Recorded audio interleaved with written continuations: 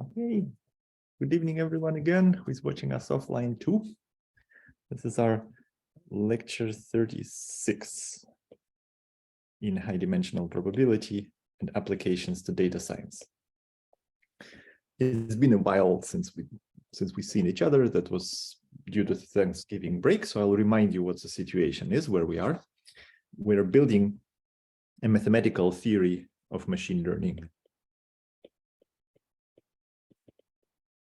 There are many ways to explain and to guide us mathematically in the field of machine learning. And this particular attempt is the most successful one. And this is called the Vapnik-Chervonenkis or VC theory. That's what we're doing. Very briefly, VC theory aims at explaining the generalization of machine learning algorithm, whether now it should be able to distinguish between algorithms that just memorize the training data and not being able to generalize it to make future predictions, from algorithms that not only can memorize the data but also can generalize it to future predictions. And that is what we're trying to understand. We went a few steps toward that goal, but we hit a roadblock where the tools that we developed can only handle finite hypothesis classes. And now we're generalizing this for infinite hypothesis classes. This is what VC theory is used for. Again, very briefly, a hypothesis class is a class of predictors, possible predictors, from which we would like to choose the best one. For example, in the linear regression, if you see the raw data and you would like to fit a linear model, the hypothesis class would be the class of all possible linear fits, all possible linear predictions, all lines on the plane, if you will. And then you find the best one.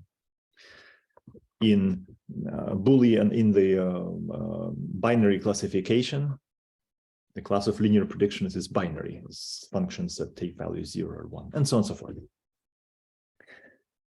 So, okay, so here is what we found so far.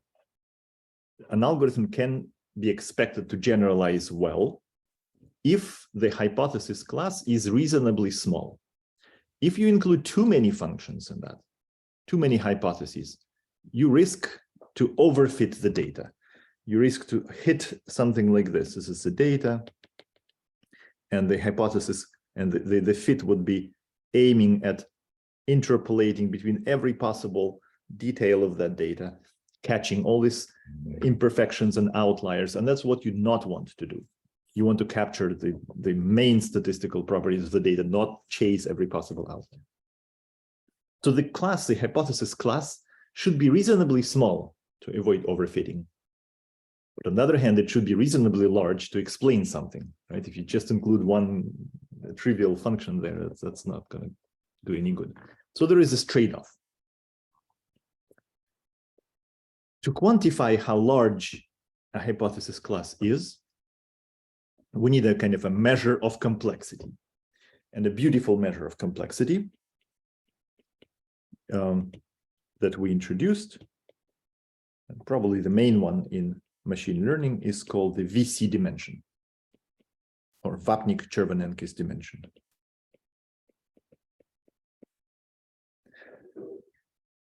At this point, where I'll reintroduce this class and give again a couple of examples, at this point, we can actually forget about all machine learning. It applies to general function classes. It's a very beautiful theory of general functions. So here's a definition. Let H be any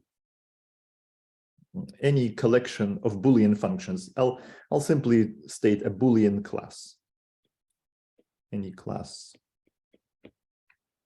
of Boolean functions.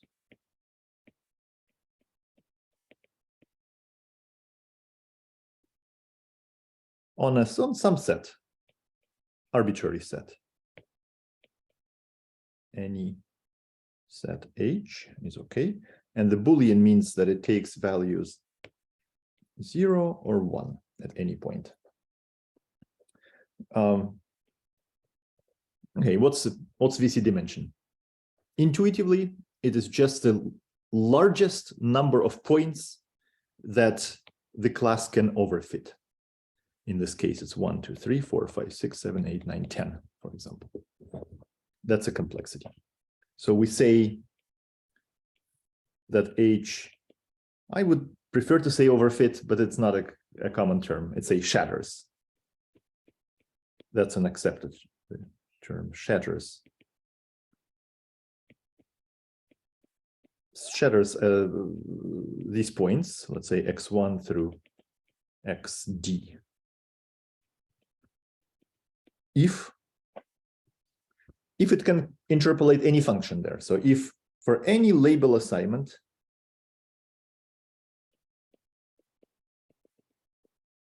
any label assignment can be realized.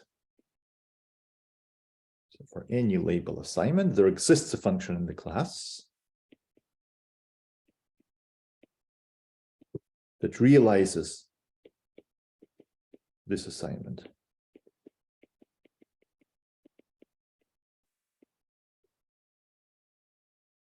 Okay, clear? It's a Boolean class, so it means that it takes value 0 or 1, and shatters means it just overfits this set of D points. The largest D is called the VC dimension. Vapnik-Chervanenko's dimension of H, which we denote VC. Let's say H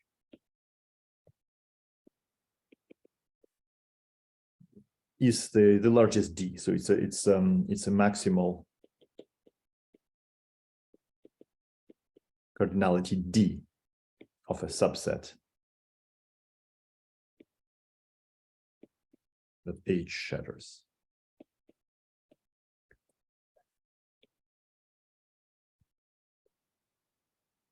That's a definition. We see dimension. Questions? Is everything clear here? The definition? Yeah. Perfect. Examples, again, very briefly, we did that.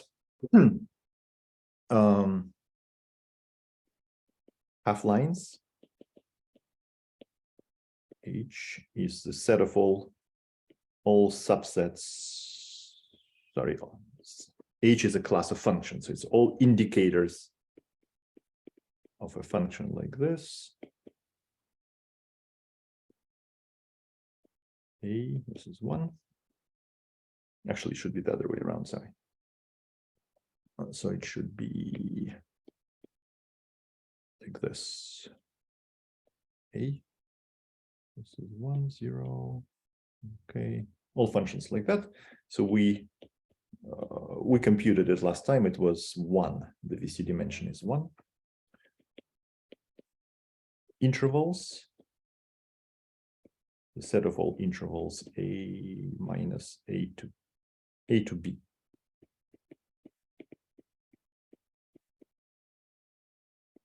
Similar picture. The interval looks like this. A, B, indicator 1 to 0. VC dimension is 2.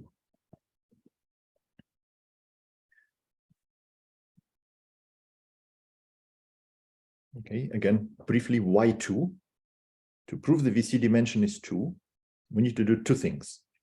We need to find a set of cardinality 2 that H shatter. So we should show that H can shatter some 2-point set,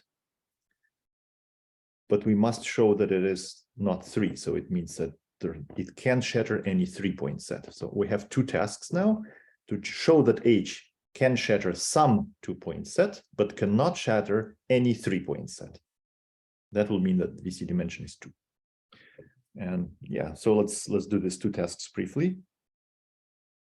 Actually, it doesn't matter which subset we take, 2 points, let's say. H can shatter a 2-point set. There are 4 possible arrangements, label assignments, sorry. 0, 0,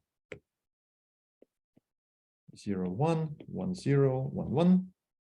And we must show that for each of these assignments, there is a function in the class that realizes them. And yeah, there is one, right? So for 0, 0, it's this function, for example. For 0, 1, it's this function.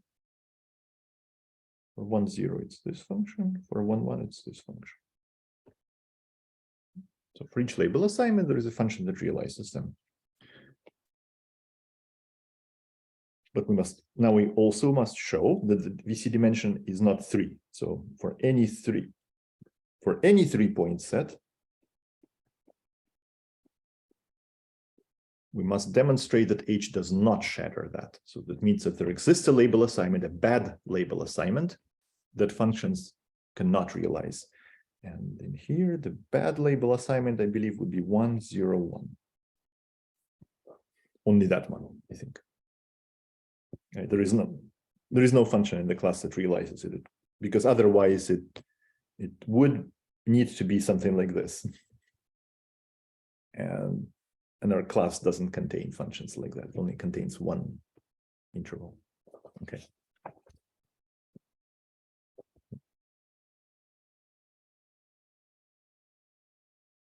Okay, good. Still remember? Good. VC dimension 2 for half planes. Indicators of half planes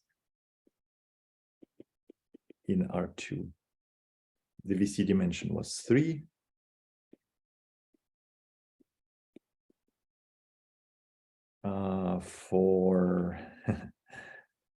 For axis aligned rectangles, just like this. H is axis aligned rectangles on the plane. So it's indicator of AB, Cartesian product with CD. AB interval CD.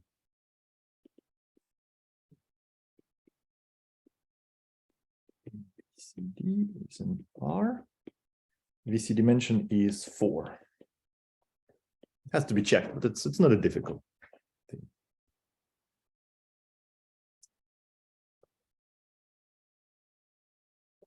And so on.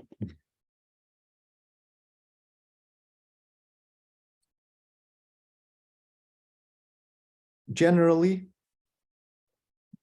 heuristically, VC dimension is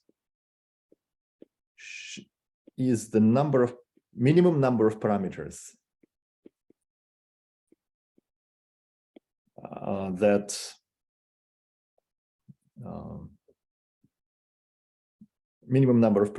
that describe a function in that class. So for example, for axis aligned rectangles, there are 4 parameters, A, B, C, and D. It's a 4 parametric family, and the VC dimension is 4. And for the intervals, there are 2 parameters, A and B, and the VC dimension is 2. Okay, this is a heuristic statement. It's not actually true in general. I gave a couple of examples showing that it is not true in general, but it's a first approximation to the truth, and this is how you usually view VC dimension in your mind, in the back of your mind.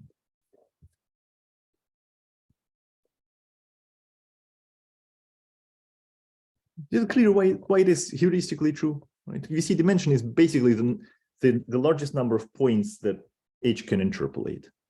Well, if I want to interpolate 4 points, I better have 4 parametric family. Like I have to have like 4 equations and 4 variables, and I can solve it. So that's why it is heuristically true.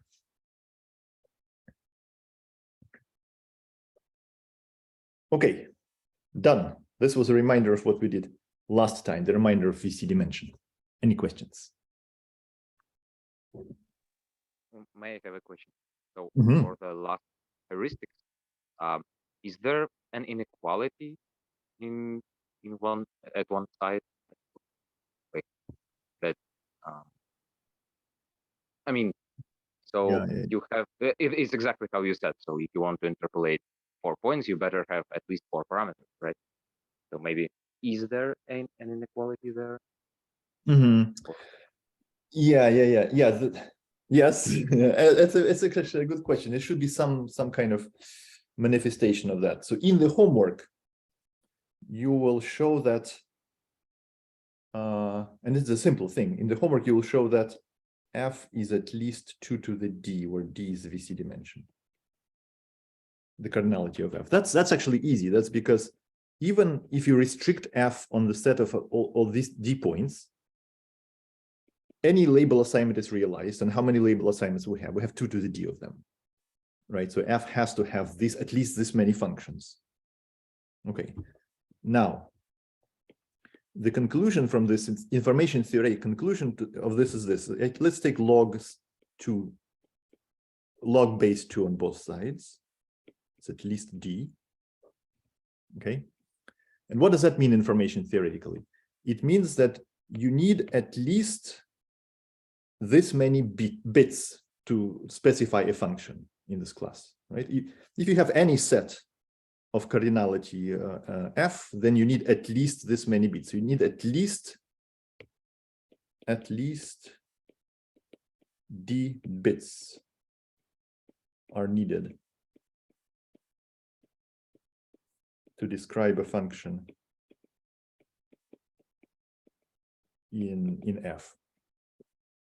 So that gives you, well, it doesn't say parameters, but it says at least, the bits are like parameters, right? The bits describe the function.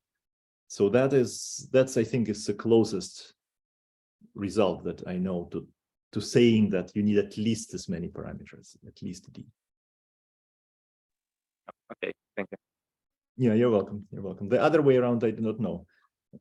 It would be interesting to see if that's true. So if you have, if a function can, so it's kind of it's related to the minimum description length, MDL, right? What's the minimum number of parameters that needed to describe this class? That should be morally similar to the VC dimension, but that's not true, unfortunately. Yeah, for deep learning, we know. For deep learning, for example, the VC dimension can be something like, I think for the ReLU, it's something like this, W times L, where W is the number of connections, which are the number of parameters, times the number of layers, hidden layers in the network.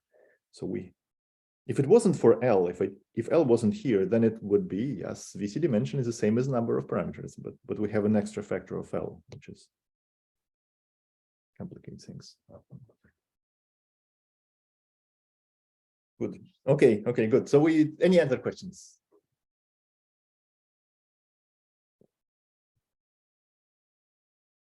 Okay. We set up this definition. Very good. And now we'll have our first non-trivial result, actually highly non-trivial result, beautiful result on the VC dimension. This is Lemma. That's due to Alain Pajor.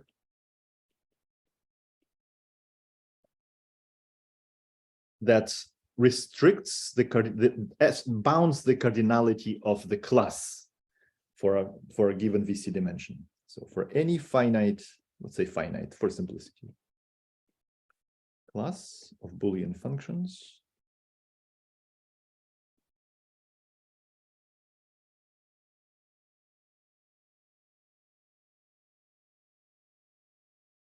the cardinality of the class itself is actually bounded.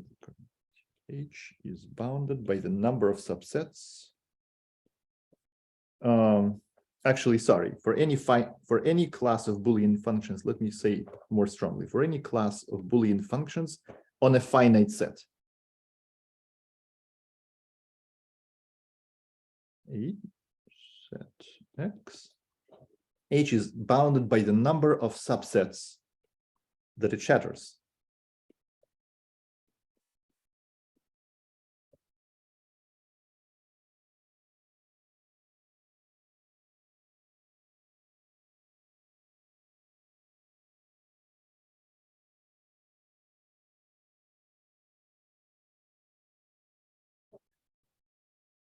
By convention, to make this this beautiful result true, we include the empty set in the right-hand side. So we assume that the empty set by convention is shattered by anything. Is shattered by any non-empty plus H.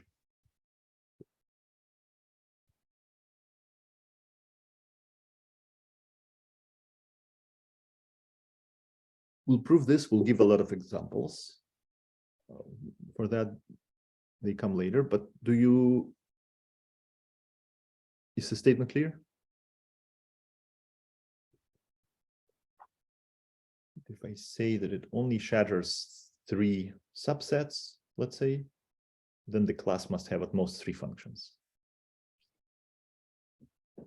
It's a highly non-trivial result, actually. It sounds very simple.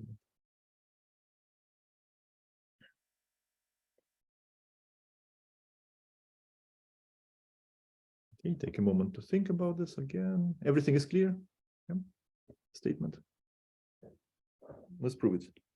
Very elegant proof too. Okay. It's so simple. Yeah, okay. The subset permutation does not matter. Doesn't, yeah,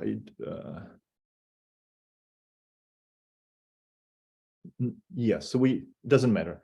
So if you have the set of elements 1, 5, 7, we don't count 1, 7, 5 as a different subset. It's just a subset with order ignored. Yes, that's a good question. Yeah. Anything else?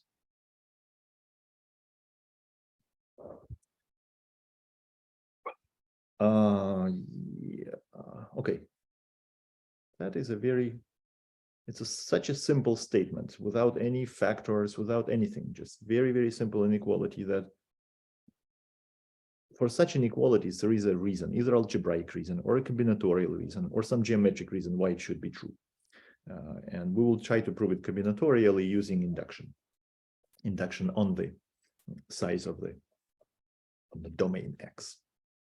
So without loss of generality, to just run the induction simpler, we can assume that the domain is just labeled 1 through n. It's a finite domain.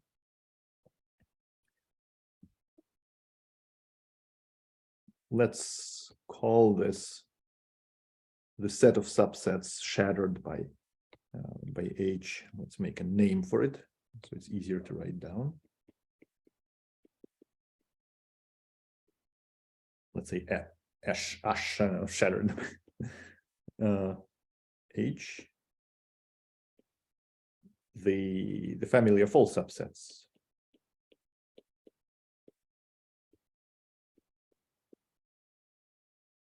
Shattered by this class H.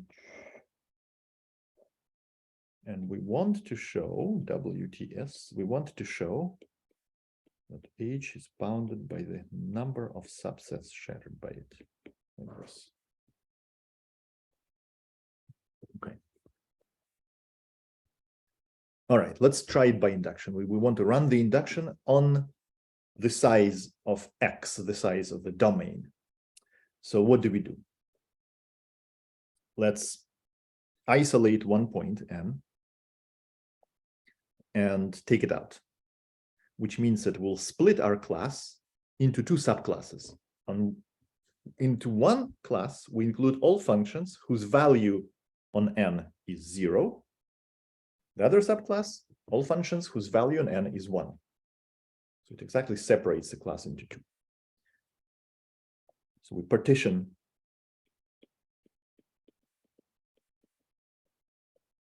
H into 2 subclasses, H0 and H1. And instead of the rounded, bottom rounded union, I put the rectangle union just to indicate that this is indeed a partition. So it's these classes are disjoint. So H0 includes all functions whose value is 0. H1 includes all functions whose value is 1.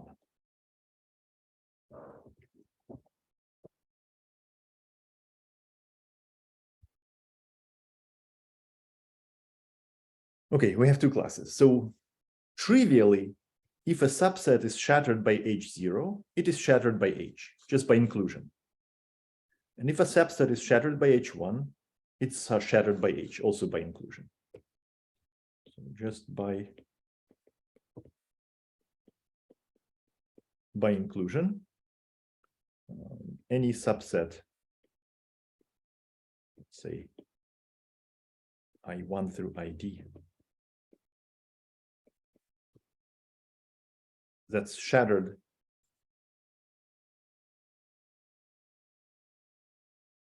by either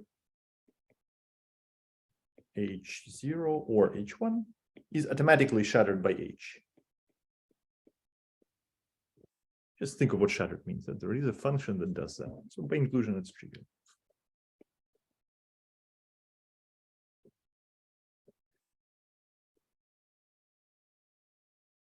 Okay, now at this point, we'll make a little game. I'll make first the proof with a mistake, and then we'll try to find the mistake and fix it. Okay, so here's it's going to watch my hands in the circus. So we have this inclusion. Therefore, if we look at all the sets shattered by H, well, it's either shattered by H0 or shattered by H1. So I count them like this. The number of subsets that are shattered by H is at least those shattered by H0 plus those shattered by H1. And then we iterate. If we look at H0, really we can identify it with a class on the domain excluding n. Because on n, all functions are fixed. So you just forget that and can think of this class as a class of functions whose domain is one smaller. H0 and H1, 2. And so we can run the induction then. So by the what's it called, induction hypothesis,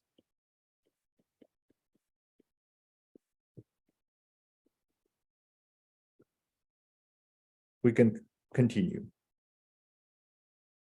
Or just think of, we just iterate. Now take H0 and partition, actually, no, not induction hypothesis, sorry guys, we just do this iteratively. So now iterate, which means that partition now H0 into two classes, H0, 0 and H0, 1, according to the value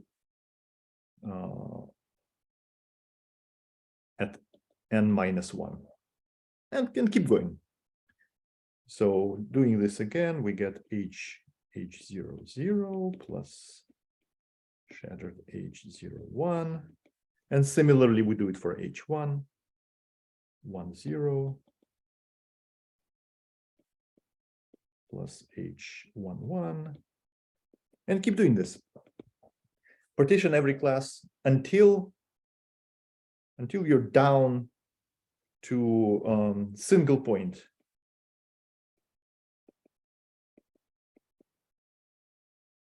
classes, until you're back to the last level, but each single point classes by convention shatters an empty set. So there is one set that it shatters. So when we sum them up, we get at least the cardinality of H.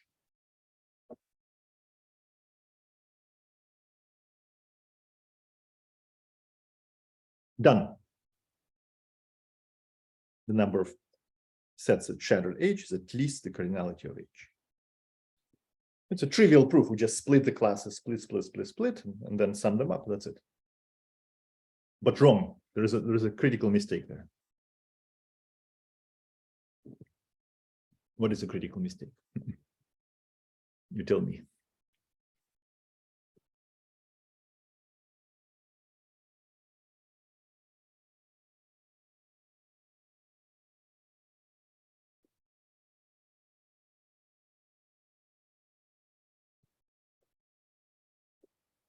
I'll give you a hint, it's here.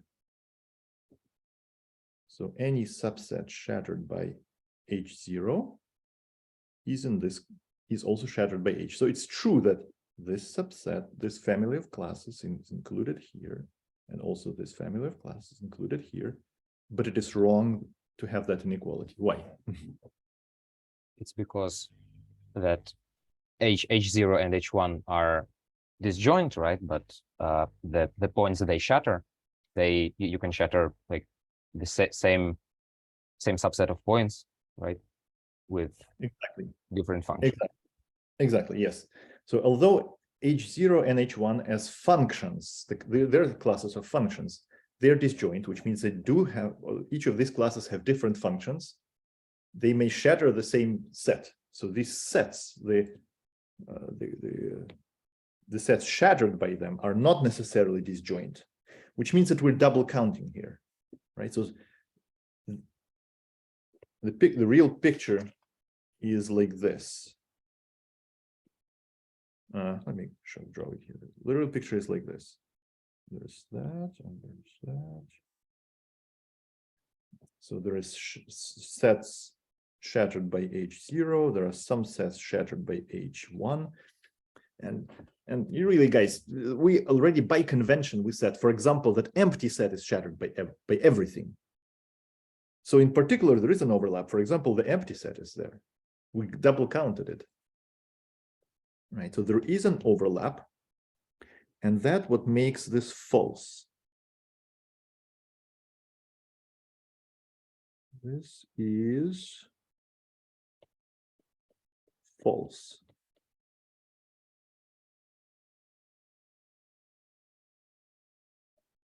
So this is false because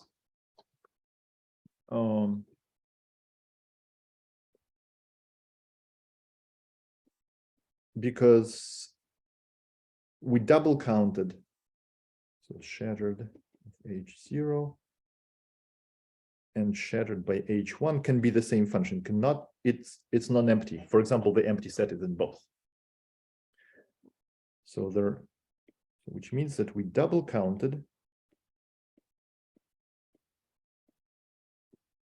in the left-hand side, we double counted the sets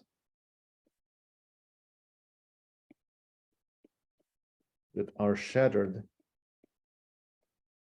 by both H0 and H1,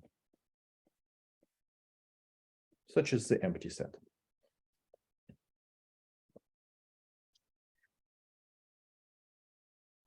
So this overlap was doubly counted, and that's not good. The inequality is wrong.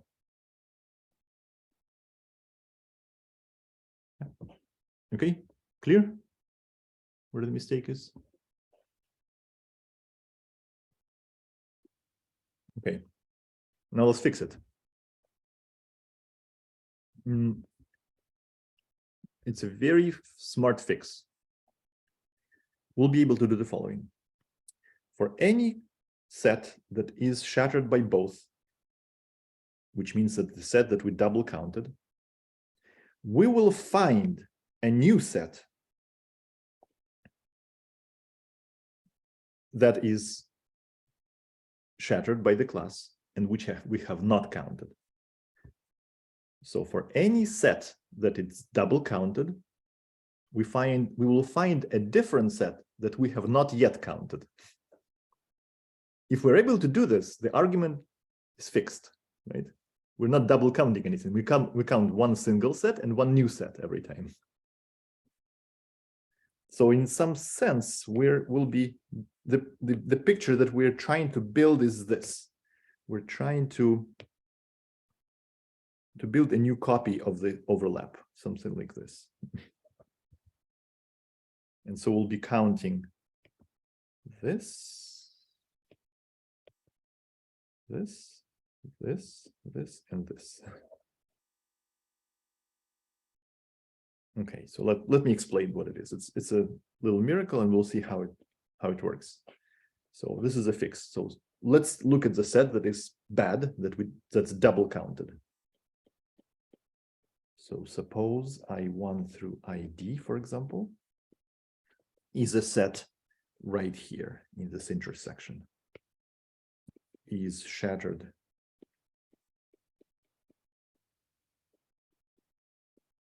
by both H0 and H1. What does that mean? Just write it down explicitly. It means that any label assignment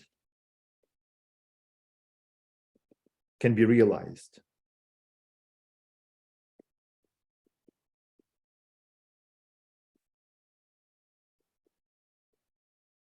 Can be realized by a function in H0, and it can be realized by a function in H1.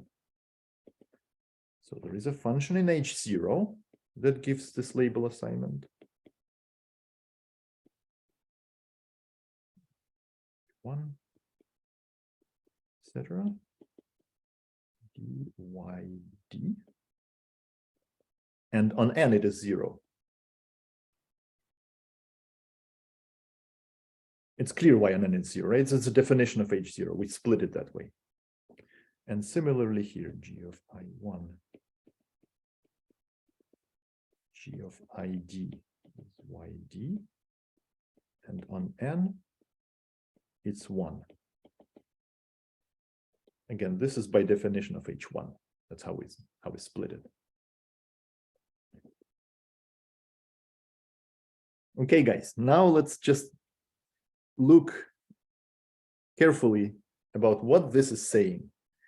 Any label assignment on this set can be realized. Now the miracle happens. We're claiming that if we include in this set the point n, even on that bigger subset, any label assignment is realized. It's just trivial from here. So this set, if we include the extra point n, is also shattered by the class H. How? Well, it's clear. Take any label assignment. Look at what the label assignment is at n. If it's 0, choose this function. If the label assignment at n is 1, choose this function. That's it. Clear? So that's because I can also choose whatever value I want on n. And we already can choose whatever values we want on the other points.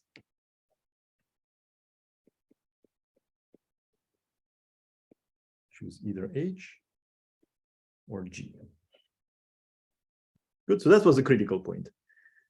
And that set was not, this set was not counted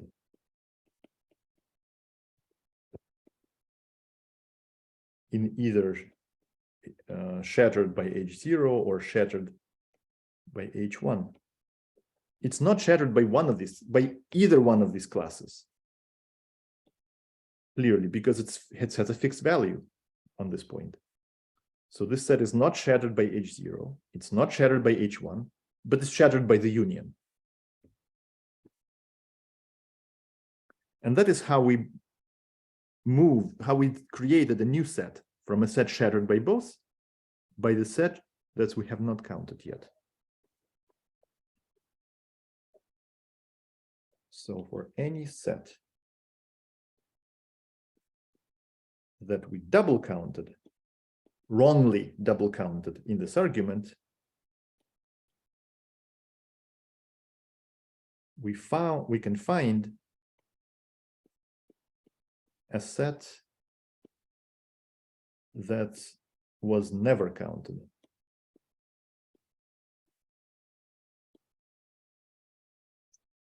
And that, of course, fixes this argument. Right? It eliminates the double counting.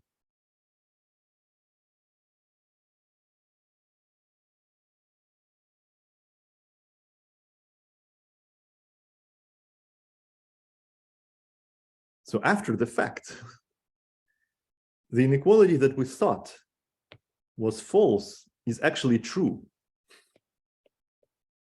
It's just arguing about this inequality was false. Our proof of that inequality, our assumption that the inequality is trivially true is false. It is true, but not trivially. Now we found a way to do that. So this inequality is actually true. And we can proceed as before.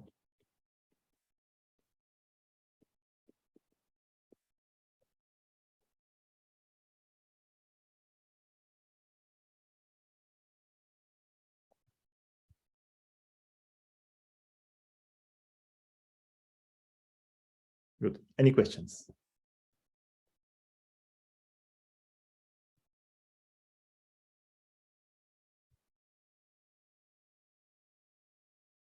So it's a cool argument, right?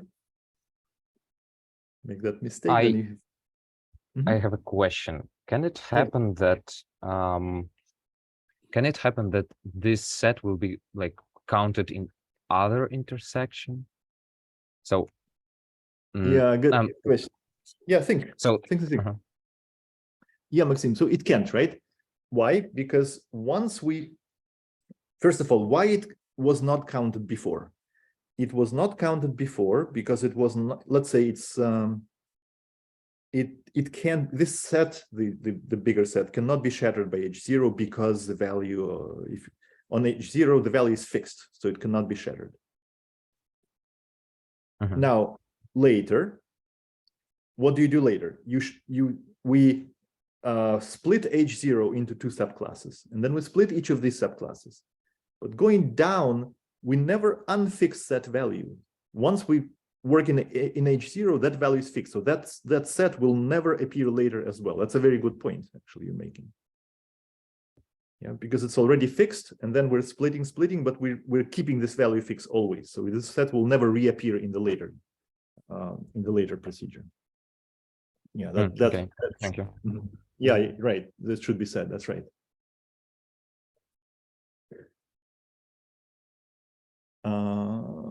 What about the empty set? yes, Pavlo would have asked that. Yes. What about it? Let's see. The empty set.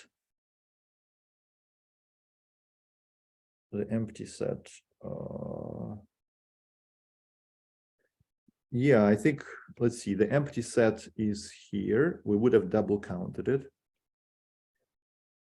And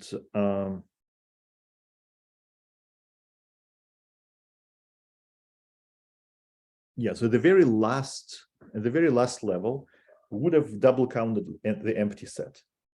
Then how do we fix that?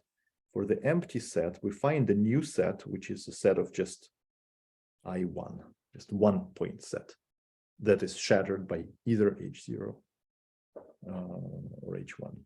Yeah, so this all is, let's see. It's just gone, I think. So this will be just this or this. Yeah, I think that will be it. So from empty set, you create a 1 point set. Yeah, it should be checked. I think what happens for the empty set, but I think it's okay. At the very last, you should check it. What happens the very last when you terminate this algorithm? It's cute iterative algorithm, but I think it should be okay. Yeah. Any other questions? Yeah, thanks for asking that. Those are good questions.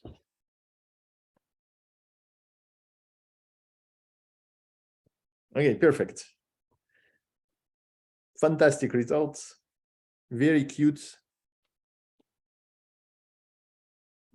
Any class of, let's look at it again because we'll draw conclusions from that. Let's take a look again. Any class of Boolean functions, any class of Boolean functions, the cardinality of this class, how many functions it has, is bounded by the number of subsets shattered by it. Perfect. Now, conclusion. By the definition of VC dimension, any subset shattered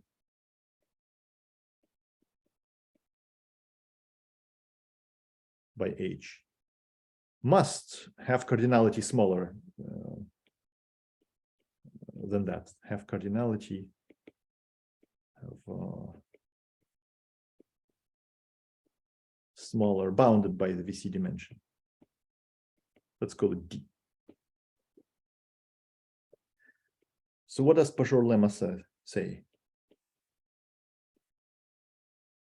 It says that the cardinality of the set is smaller than the number of subsets shattered by H.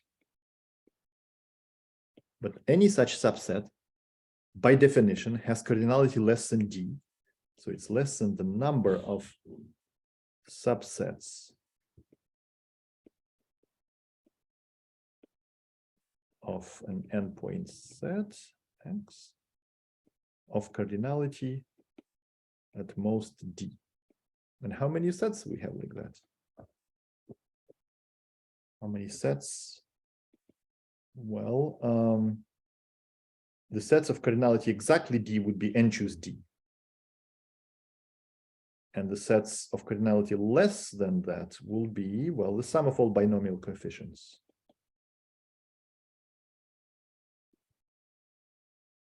Yep.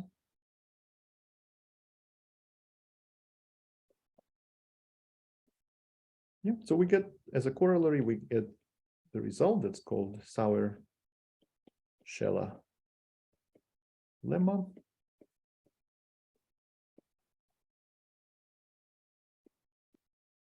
Let H be a class of Boolean functions.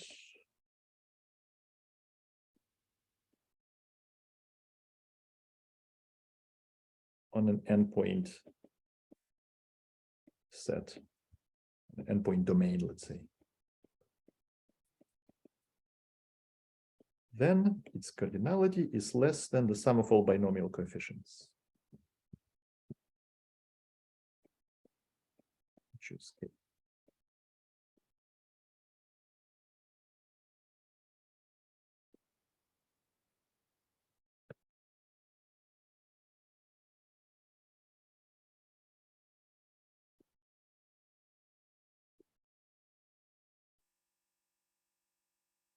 Okay, we're already getting some practical bound on the cardinality of H. Is this conclusion clear? How we argue from this? Yeah. Cardinality of H is bounded by the number of sets it's shattered. Each shattered set has cardinality bounded by VC dimension, and therefore we have this. Perfect. Okay, now examples. Let's look at the set of all intervals, but in fact, it's a finite situation. We have to have endpoint domain. So let's look at the set of integer intervals.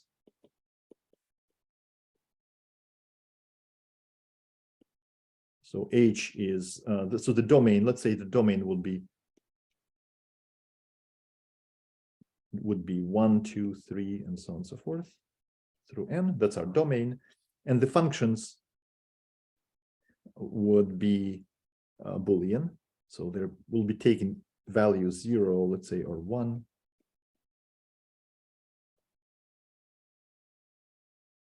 Here. So really the function looks like this.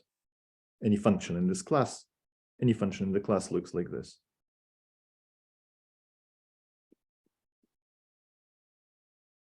So it takes value either one at some interval a, b, or 0, but on the discrete domain. Yeah, understand what the class is? Okay. So we already showed it's the same argument. The VC dimension is 2. The argument is not very different from continuous to discrete case. And let's check what's the cardinality of H is. Okay, so what's cardinality of H? There is one 0 function. 0 function there. There is one, there are, let's see, there are a lot of functions that look like just one point set. A lot of functions that are like this. So where A equals B. There's n of them. So those are functions for which A equals B. So their support is just, they're supported on one point. And finally, how many functions are there that are supported by more than one point? So for that, we need to choose A and B. So we need to choose a pair A, B from the set of n points. And how many choices we have? We have n, choose 2. So these are functions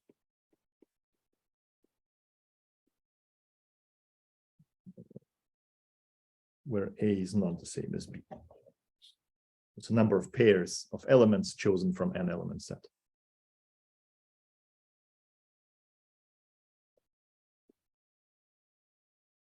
Agreed? Yeah, that's what H is. And yeah, this is it. So this is exactly K from 0 to 2, and choose K. Which means that in this case, Sauer-Shelah lemma is actually sharp.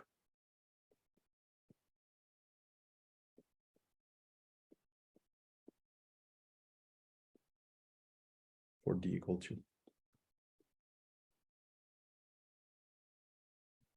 And in the homework, you will prove that it's sharp for any D.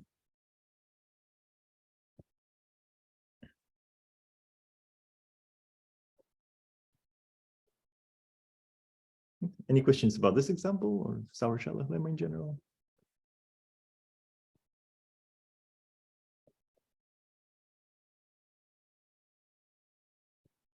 Cool. Okay. Now, what is it really saying? Why is it useful? Working with binomial coefficient could be painful. You don't know how they grow really. So let's make a useful bound. The sum of binomial coefficients is bounded. This is a very common bound, En over D to the D. You guys proved it in homework 3, problem 3.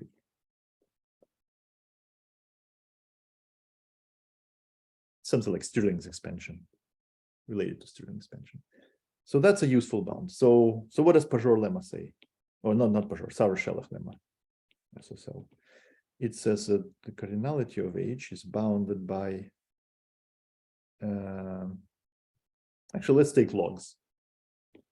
Log of H is bounded by, and then I take in the log of that expression. So D log En over D. Which we can further bound maybe by D log n, I guess.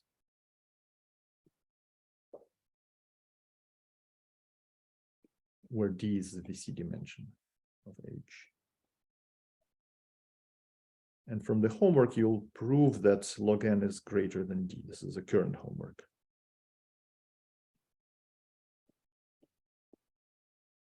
So log H is between D and D log n.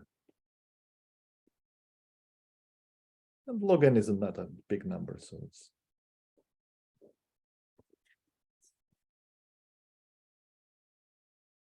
So that's what Sauer-Shelah lemma says. Again, heuristically, you can think of this, actually not heuristically, rigorously, you can think of this as a number of bits. If this is log 2, let me repeat what I said last time, responding to Maxim. This is a number of bits that you need on the computer to specify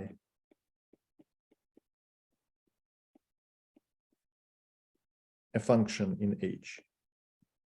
So it's to say it's kind of the same, the number of parameters.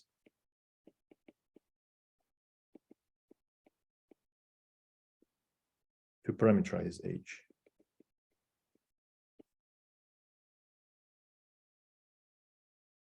And Sauer-Shelah lemma says that the number of parameters to parameterize H is about D, up to log factor.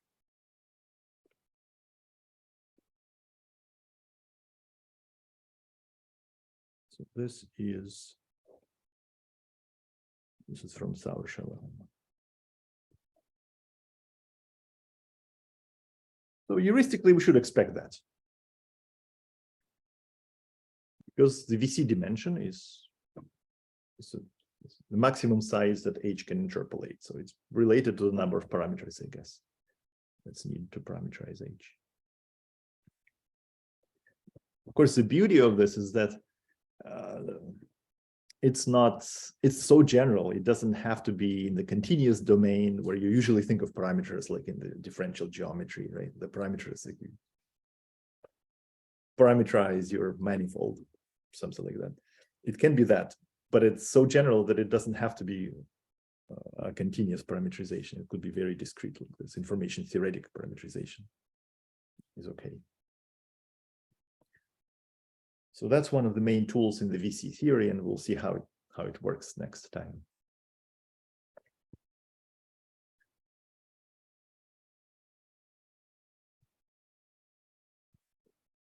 Good. Okay, guys, any questions, suggestions, observations?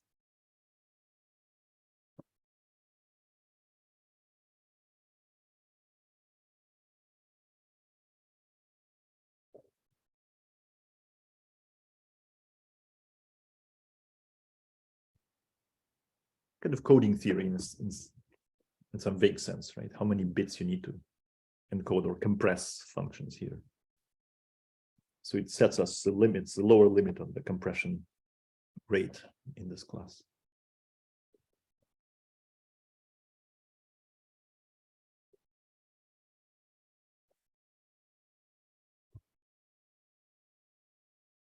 Okay, anything before we disconnect?